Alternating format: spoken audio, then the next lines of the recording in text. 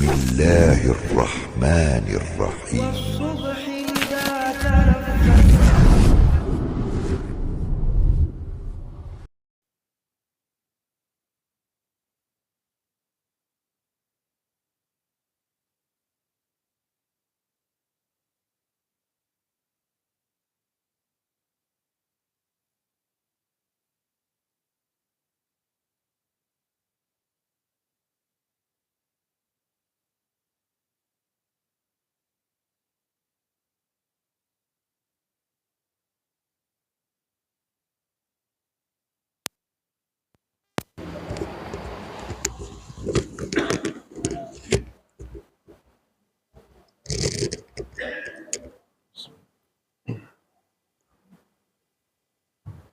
Assalamualaikum warahmatullahi wabarakatuh.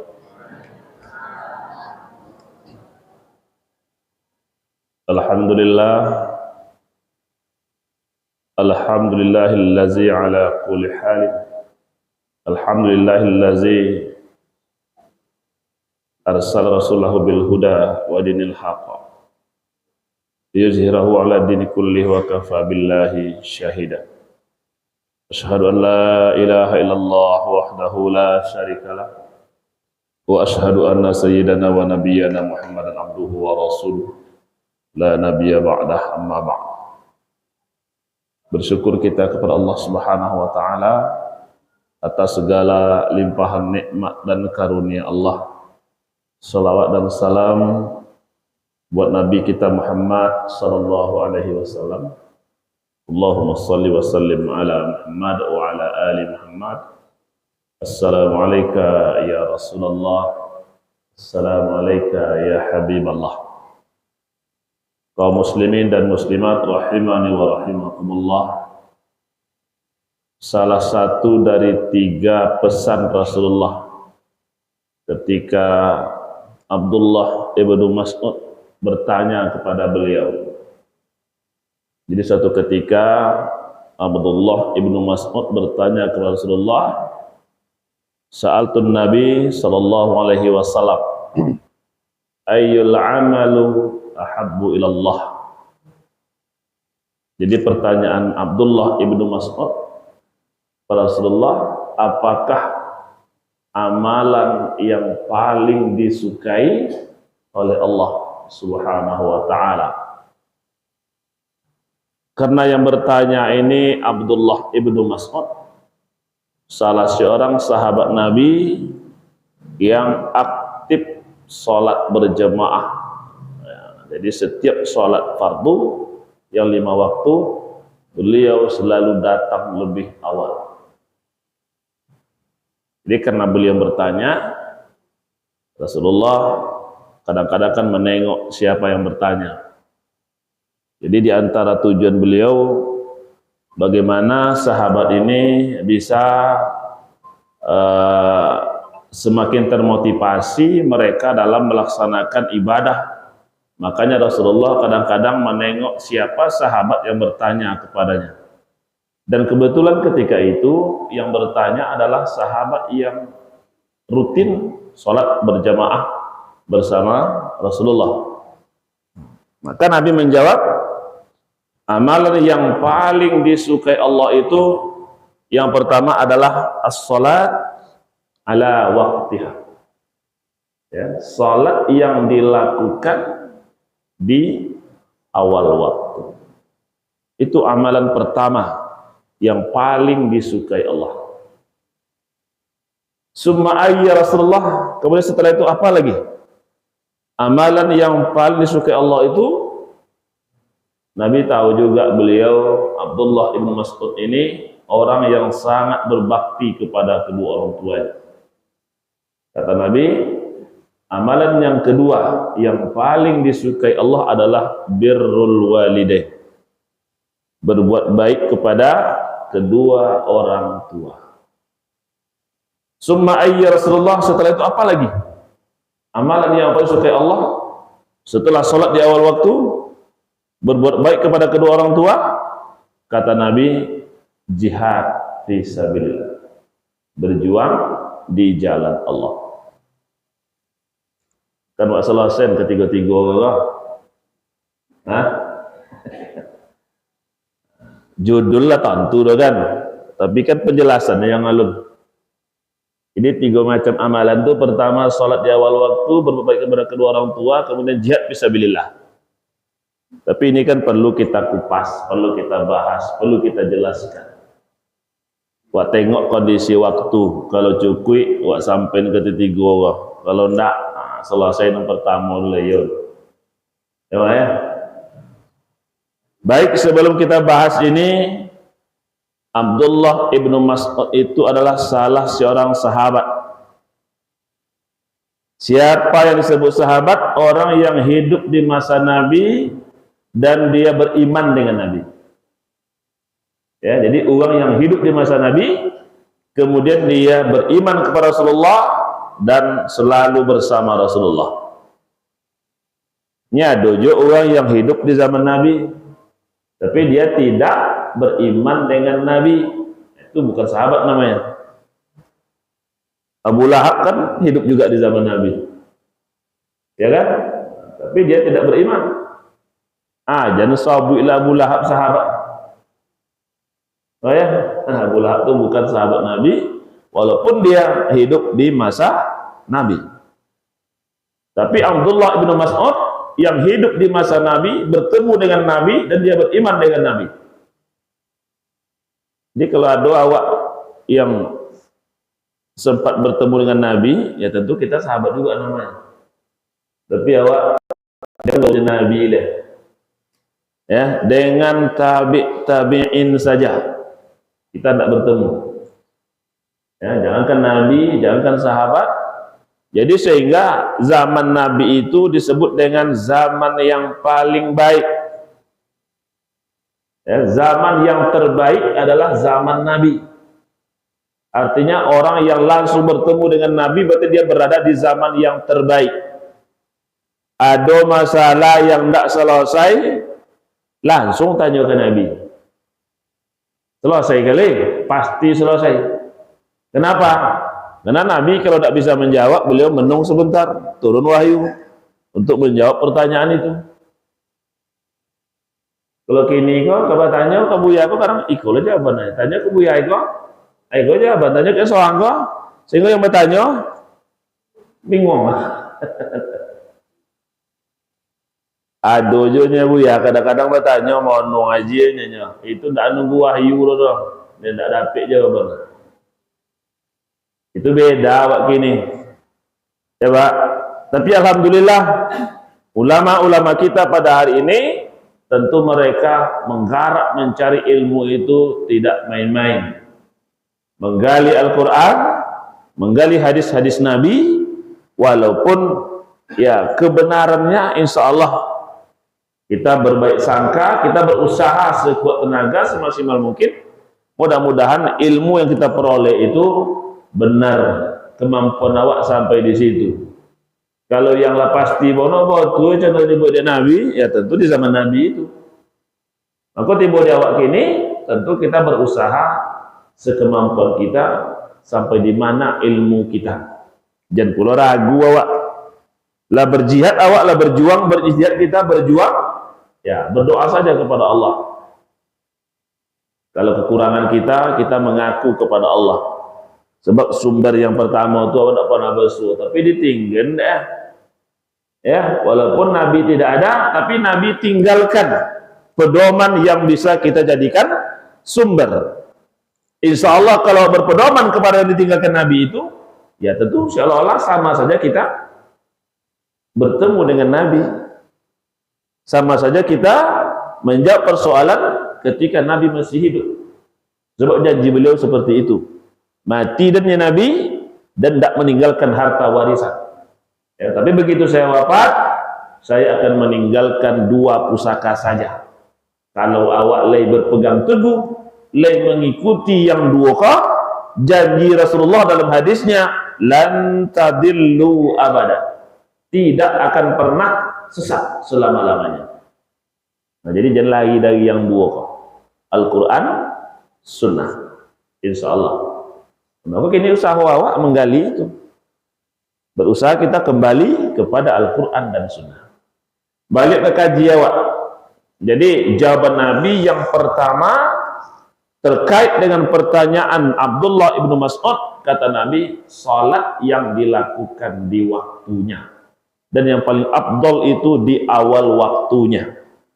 Inna salata kanat 'alal mu'minina kitaba mauquta. Itu untuk salat apa? Aduh. Ya, dalil itu untuk salat fardu, salat wajib, maktubah. Salat maktubah itu 5 dan waktunya sudah ditentukan. Ya, sudah ditentukan. Kalau ada cucu atau anak atau kemanakan atau tetangga bertanya ke awak, bila masuk waktu zuhur wonya? Dapat jawab ah.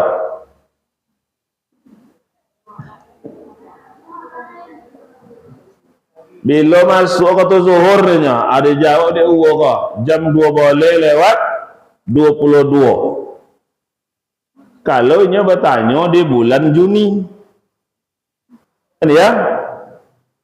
Kalau nya bertanya di bulan Januari atau nya bertanya di bulan Desember, ini itu jawablah. Berarti jawabannya tidak tetap. Kalau kita jawab melalui berdasarkan jam. Maka dalam kitab fikih itu ada jawaban yang permanen. Bila aja hanya bertanya, nak bulan Juni, nak bulan Desember, nak bulan Januari nya bertanya, tetap jawaban macam itu. Bila masuk waktu zuhur, apabila bayang-bayang tergelincir sedikit ke arah timur dari benda. Contoh, botol aqua kok. Waktu kamu botol aqua kok, kalau matahari masih pas sejajar, aku bayang-bayangnya nak nampak pas tentang benda itu. Tapi kalau bayang-bayang sudah tergelincir sedikit ke arah timur, tentu ke timur ya. Sebab matahari ke barat bayang. Waktu kamu botol aqua kok, alat tergelincir seketik dari botol aqua kok, bayang-bayangnya ke arah timur. Nah, kalau macam itu jawaban awak, bilo je lah kan topik tu. Tergelincirnya bayang-bayang kok kalau di bulan Juni jam 2 boleh 22. Ya kan? Tergelincirnya bayang-bayang kalau di bulan Desember, mungkin lebih capek pada itu. Atau lebih lambat pada itu. Kadang ada waktu zuhur tu kan jam 2 boleh lewat 5. Ada waktu zuhur tu jam 2 boleh pas. Berarti di bulan itu keadaan bayang-bayang benda ketika kita ukur tetap. Kalau jam 2 boleh lewat 5 masuk di waktu zuhur, maka jam 2 boleh lewat 5 tu bayang-bayang sudah tergelincir ke arah timur. Tapi kalau kini wak letak botol aqua kok jam 2 boleh lewat 5, itu tergelincir dulu lah. Ya, sebab masuknya zuhur di bulan Juni ini jam 12 lewat 22 menit. Berarti 22 itu bokor tergelincir bayang-bayang benda itu ke arah timur. Kalau macam itu menonton bu ya, kalau hari panen. Kau hujan dari pagi sampai sonjo. Nak menampak matahari dah. Bapa mau ku bayang macam itu. Makanya kini kau lebih mudah. Jadi kemajuan teknologi itu dengan adanya jam, anda akan bertanya. Jadi kemudian kau tu zuhur lah. Saja lolok ke tuang azan, atau itu dia masuk ke tu zuhur. Tapi kalau ada pertanyaan secara hukum, tanda alam itu akan permanen jawabannya. Ya, itu. Kalau dan tidak cendek itu menantu masuk ke waktu zuhur bu ya, ada tanda khusus. Kalau labu ni genggolang, itulah zuhur dunia je. Atau mungkin tu inyo kan, dan jawab labu ni itulah. Orang lain tak boleh saja itu dah. Ni apa nak seorang tu jam 2 kau bunyi genggolang tu. Biasa makan lambat. Itu tak bisa jawab macam itu dah. Kalau untuk awak seorang terserahlah. Kalau lah teruji macam itu, Tiap kali bunyi gengolangnya, tengok jam, oh, berarti masuk zuhur. Mana tentu sosek di tengah hutan.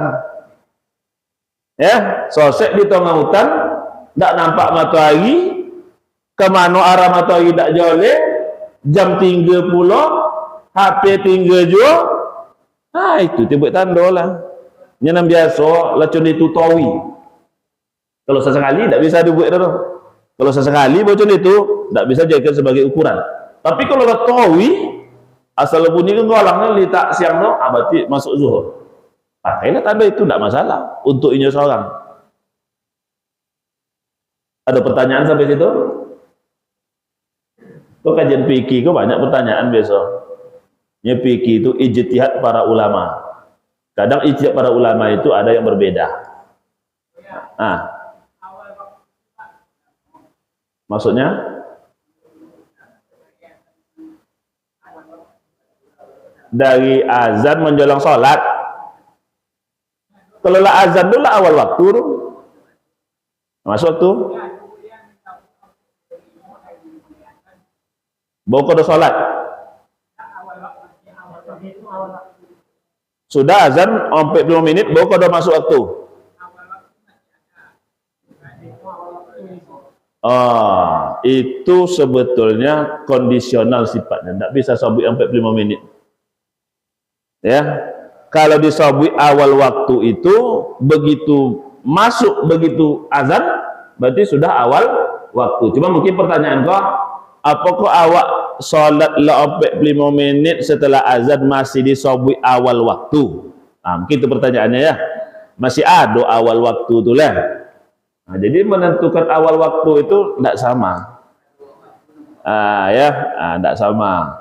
Tapi ya saja jauh bono lewatnya, berarti kita masih tetap dianggap sholat di awal waktu. Itu berbeda-beda tiap masjid. Ada kadang masjid setelah azan itu 10 menit qomat. Ada 15 menit qomat. Insya Allah yang jam-jam digital yang pakai di masjid itu masih termasuk di awal waktu. Tak mungkin sudah azan langsung qomat kali kan. Orang nak solat qabliyah. Nah, beko sampai kaji ke situ, insya Allah. Jadi tidak terlalu jauh jarak dari azan, berarti kita masih berada di awal waktu. Apakah sampai 5 menit? Nah, itu tidak bisa ukuran yang pastinya. Ya, tapi selama itu tidak secara urut tidak terlalu jauh, hanya sekedar kita sholat sunat rawatib qabliyah, ya, nah, insya Allah masih di awal waktu.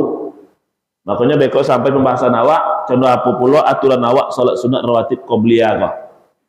Ya, sehingga awak jangan sampai sholat di pertengahan waktu, masih bisa sholat di awal waktu. Nah, jadi cerita itu, Pak ya. Jadi awal waktu itu tidak mesti 45 menit. Ya, mungkin saja 45 menit itu termasuk. Kalau itu kesepakatan awak, ya setelah azan sampai 5 menit baru qomat. Nah, mungkin jemaahnya banyak, sehingga ditunggu sholat rawatib qabliyah dulu. Kalau sepakat awak macam itu, insya Allah kita masih berada di awal waktu. Jadi tidak mutlak harus sekian menit awal waktu. Kalau sepakat awak 10 menit, itu masih bisa. Nah.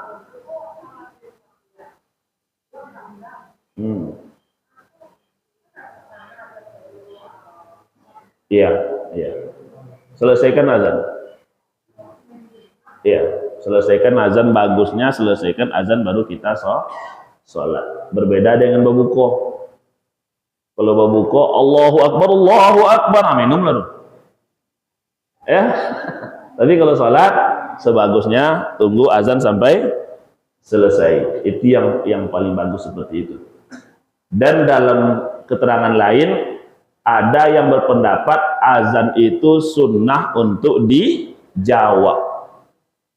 Ya, Pak ya? Ada yang mengatakan azan itu sunnah dijawab. Dan ada pula yang mengatakan azan itu tidak perlu dijawab. Jadi gara-gara itu boleh bercakap, buya, dan menjawab azan buya, silakan. Ya, Allahu Akbar, Allahu Akbar, Allahu Akbar, Allah. Terjawab azan itu. Ya, berarti kita konsentrasi mendengarkan azan. Mau tak jawab azan dah buya, silakan. Tak ada masalah. Ya, jadi boleh dijawab. Ada yang mengatakan disunnahkan menjawab azan, ada juga yang mengatakan tidak mesti dijawab azan itu. Ah.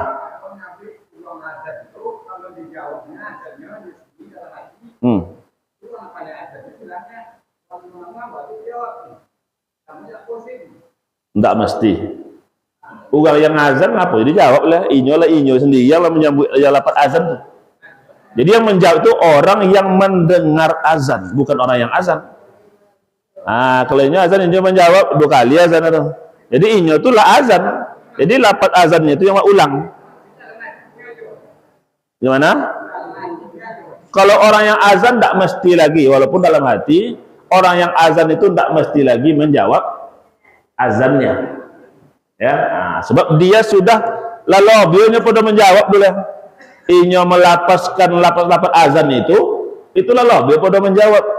Dia awak yang tidak mengucapkan lapat azan hanya mendengar, makanya disunnahkan untuk menjawab, mengulang seperti apa yang disebut oleh muazzin, terkecuali ketika hayya 'alas shalah, hayya 'alal falah. Ya. Nah, jadi perlu tegaskan itu juga ulama tidak sepakat. Ada yang mengatakan sunnah dijawab, ada yang mengatakan tidak mesti dijawab. Wallahu a'lam bishawab. Sebelum dilanjutkan masih ada? Baik. Mana tadi tuh? Ah.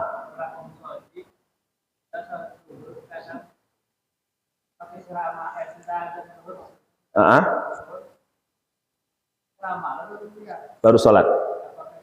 Itu kultum, mungkin tidak terlalu lama, kadang-kadang 10 menit atau 15 menit. Ya, kalau ceramah sampai sejam sudah azan, itu ugi waduh. Ya, nah, tapi kalau sekedar mungkin berkaitan pertanyaan abang tadi, setengah jam ya untuk tausiah singkatnya sebelum zuhur itu tidak ada masalah. Berarti kita masih, sebab kita tidak melakukan kegiatan yang lawa, bukan bermain-main. Ya, tapi mengadakan tausiah itu masih dalam paket apa namanya, kita berada di masjid ya, mendengarkan tausiah sama aja nawaknya. Bunyi azan kadang masuk isya, ada sebagian azan dulu, itu dilanjutkan ceramah, itu kita tidak dihitung melalaikan waktu sholat. Ya, sebab kita dalam majelis ilmu. Yang melalaikan itu tidak ada kojo apa tidak ada, atau kojo sio-sio nya lambek-lambek je sholat. Tapi kalau awak dalam majelis ilmu, terlambat seketik, masuk waktu isya kita azan, setelah itu mungkin dilanjutkan beberapa menit, baru kita sholat, itu namanya bukan melalaikan waktu sholat. Samalah dengan qobliyah tadi, setelah azan ada tausiah singkat, baru sholat, itu bukan melalaikan waktu. Insya Allah tetap berada sholat di awal waktu. Ya, jadi tidak ada masalah. Baik, kita lanjutkan. Jadi waktu sholat itu semuanya sudah diatur. Kalau kita memakai tanda-tanda alam seperti yang saya sampaikan tadi, itu adalah jawabannya permanen. Sampai kapanpun tetap seperti itu. Jadi kalau tengok, kapan waktu zuhur? Apabila bayang-bayang tergelincir. Kapan berakhir waktu zuhur? Apabila bayang-bayang sudah lebih dari bendanya. Sepanjang apa betul aku apa? Ya kan? Nah, begitu waktu gang, tumbang. Lalu enggak dari betul aku apa? Bayang-bayang tadi, tandai dulu. Ya, togang sih kok, tandai. Tumbang beko belobio enggak betul aku. Kalau sudah belobio, itu berarti sudah masuk waktu asar. Berakhirnya waktu zuhur dan masuk waktu asar. Jadi rata-rata semua waktu sholat itu kalau memakai tanda alam itu akan jawabannya di bulan apapun pasti akan sama. Nah, ya. Nah, jadi kalau kini kok jenah dolar mau kuku contoh itu lah. Mudah bos sampai nih kok ya, sebab kita mengaji hukum itu tidak masalah surut ke belakang. Karena memang dalam kitab yang kita jumpai seperti itu. Tidak ada kitab fikih yang menjelaskan masuk waktu sholat menggunakan jam. Ya, awal waktu zuhur jam 12 sekian, tidak ada ketemu dalam kitab fikih. Nah, ya, maka awak sampaikan. Tapi kalau kini mentang-mentang awak bahas kok, ajan payah-payah bantu lah. Inilah modern. Di HP ada jam, di Honda ada jam, di motor ada jam. Besok janjian di baju ada jam besok. Nanti dah ada sekian tahun yang akan datang. Nah, ini lah canggih untuk menentukan waktu. Ya mungkin tidak perlu kita terlalu ribet untuk menentukan waktu sholat. Tapi dalam kajian fikih seperti itu. Baik jemaah sekalian rahimakumullah. Lalu salat ini yang ditentukan waktunya itu yang maktubah. Kemudian ada salat sunat yang juga ditentukan waktunya. Nah, kita mulai salat sunat yang ditentukan waktunya. Ya, do salat sunat kok ndak lewat waktu, Pak. Ya, tidak ada waktunya. Mana salat sunat yang ditentukan waktunya? Seperti duha, ya, syuruk, tahajud, termasuklah salat sunat rawatib. Nah, jadi kini nanti bahas dulu untuk rawatib aja. Ya, karena rawatib ini salat sunat yang memang mengiringi salat-salat wajib, salat-salat fardu.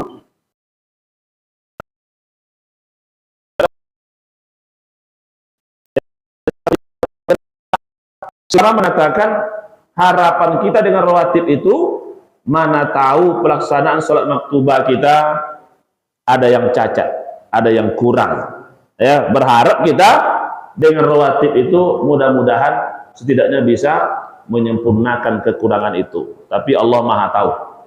Ya, dan oleh semua rawatib itu fadilahnya luar biasa. Tidak ada yang kecil fadilah sholat rawatib. Ya, ada yang jaminannya masuk surga iliyin, ada yang jaminannya terhindar azab kubur. Ya, jadi salat sunat rawatib itu luar biasa, jangan sampai kita tinggalkan. Maka rawatib ini ada yang sebelum, ya, qabliyah, ada yang sesudah ba'diyah. Maka waktunya sudah ditentukan. Kapan rawatib qabliyah itu mulai melaksanakan rawatib qabliyah? Setelah azan berkumandang, baru kita boleh melaksanakan rawatib qabliyah. Ya, nah, itu perlu dicatat. Nyado kata jemaah aku jam 11.09 lah sampainya ke masjid. Ada di sini. Untuk salat zuhur 11.09 lah sampai masjid. Lah bingung lah bu ya, salat apa kan ibu leh. Oh kau tu lama je leh. Ya, tahiyatul masjid sudah, sunat wudhu sudah. Ibadah kok enggak salat aja deh Pak, jangan penipuan yang mana tiba masjid kan? Sudah tahiyatul masjid, sudah sunat wudu, ya, tambahlah mungkin sunat mutlak yang dibuat awal waktu lebih azan lah. Lama aja lah azan lah. Ado Al-Qur'an, ado zikir. Enggak mesti salat semuanya. Ya, jadi jangan bingung. Yang penting jangan dipakai waktu kita dalam masjid untuk hal-hal yang lagho. Itu aja. Itu dulu. Kadang ada loh dalam masjid siasnya bisa mengumpulkan pahala tapi nol. Dia apa? Dipakai waktu dalam masjid itu untuk hal-hal yang tidak bermanfaat. Ini kadang payah loh bu ya. Ini kalau udah bertanya nih, mana nyambung anak abang batang? Dilulah tanya itu. Ya kan? Tentu aja dijawab dong. Ada di situ nih. Mana SD batang lo? Ya, pakai apa sekolah azuk lo? Sekali macam ditanya. Mungkin ketika itu kita bisa melaksanakan ibadah yang lain. Kalau itu pertanyaan masih untung juga. Kadang-kadang itu pertanyaan ada. Kenapa kejadian paji batangnya? Ya, ini duduk dalam saji itu. Lah balik alun lah. Alun masih dalam jelenya. Sesio Pak. Ya, pakailah waktu dalam masjid itu untuk hal-hal yang bermanfaat. Jadi yang qabliyah, begitu azan selesai, kita sudah boleh melaksanakan qabliyah. Kapan berakhir waktunya? Sampai sholat didirikan. Makanya jam digital di masjid-masjid itu kan banyak macamnya. Ada yang 15 menit, ada yang 10 menit. Ambo kadang sampaikan ke masjid-masjid kepada pengurus, silakan awak buat aturan jadwal seperti itu, tapi itu tidak wajib diikuti. Apa kalau tidak wajib itu ya? Kadang ada sholat subuh, hari hujan onye-onye. Contoh tengok keliling-keliling, tidak lain ke datang lah. Orang datang lah masuk sodoh. Ini adalah cuma agalah hafal lah Pak. Tidak boleh tambah itu tahunya. Ya, lah di dalam sodoh. Salat sunat rawatib qabliyah ala yo batam pandang juga jam loh. Sehingga lah mau lutut lagi sebagian. Ya, alu jo salat lah. Kalau macam itu kondisi, tak mesti diikuti jam digital itu. Walaupun awak lah sepakat. Itu guna mungkin ketika awak butuh menunggu jemaah, ya kan, ada condong ke datang le. Tapi kalau itu juga orang tahuinya, poneknya nunggu nak jangan tiba condong orang, nangkan tiba dulu lah masuk saudara saji, enggak salah. 5 menit mungkin sebelum waktu itu kita sudah qomat. Ya, atau topik pulau waktu itu banyak orang baru datang. Ndak pernah nampak Mas Haji, datang ah. Anak solat rawatib qobliyah le. Lewat 5 menit tak ada masalah. Ya, jangan patuh nak ke situ le, Pak. Artinya nampak sedang solat bau. Ikut kembuni le tanda qomat. Ya. Jadi kalau orang yang azan nampak orang yang sedang solat rawatib qobliyah, itu toleransi lah seketek. Kalau orang azan nampak, muazin nampak orang yang sedang solat, jangan takut lu ke jam digital tu lah. Mereka inyo tergantung solat apa, hanya qomat dia. Itu satu ya, bagi kita muazin. Tapi bagi orang yang datang lambat, tengok-tengok lah jam digital tu. 1 minit dengan qomat lah. Ya, jangan mereka awak nanti dia orang. Ni mereka ada masalah di situ. Ya, ada masalah. Orang yang lambat datang lalu dia solat sunat qobliyah. Sementara muazin tak nampak dia tu. Dia solat sebalik tunggak pula. Ya, muazin dapat tenajiannya. Tengok-tengok tak nampak dia. Upasan ada tersolat belakang tiang ke solat sunat qobliyah. Muazin qomat aja lah. Allahu Akbar, Allahu Akbar. Ini serakaat bu. Ya, serakaat bu. Contoh. Maka rawatib qobliyah ini, contoh yang tadi, kalau muazin nampak orang solat, ya boleh kasih toleransi, tunggunya dan selesai. Tapi kalau tidak nampak, maka bagi yang solat, apa yang mesti dia lakukan? Ya, ada 3 kemungkinan. Kemungkinan pertama, berdasarkan hadis dari Abu Hurairah, kata Rasulullah, apabila sudah dikumandangkan iqamah, tidak ada yang lebih baik kecuali salat maktubah. Ya, berdasarkan hadis ini, maka orang yang sedang salat itu dia boleh memutuskan salatnya walaupun belum selesai. Itu satu. Ya.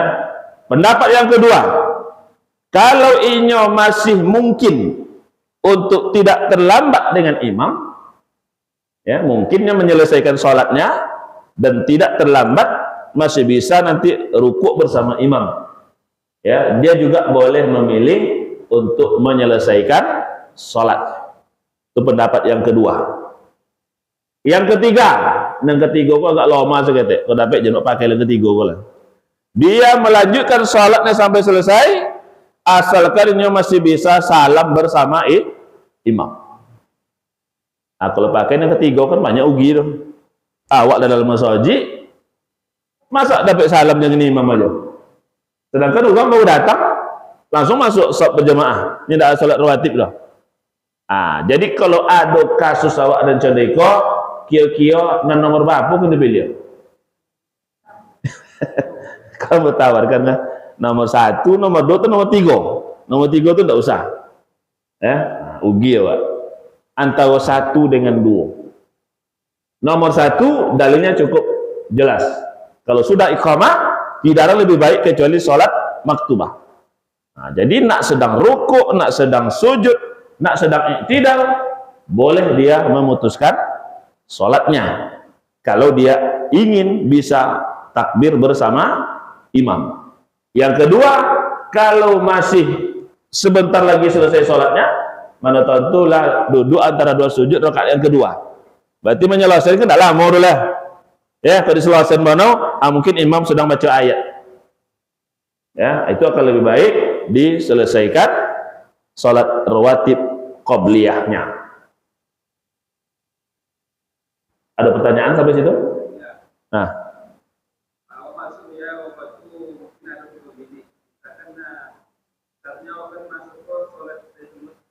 Ya.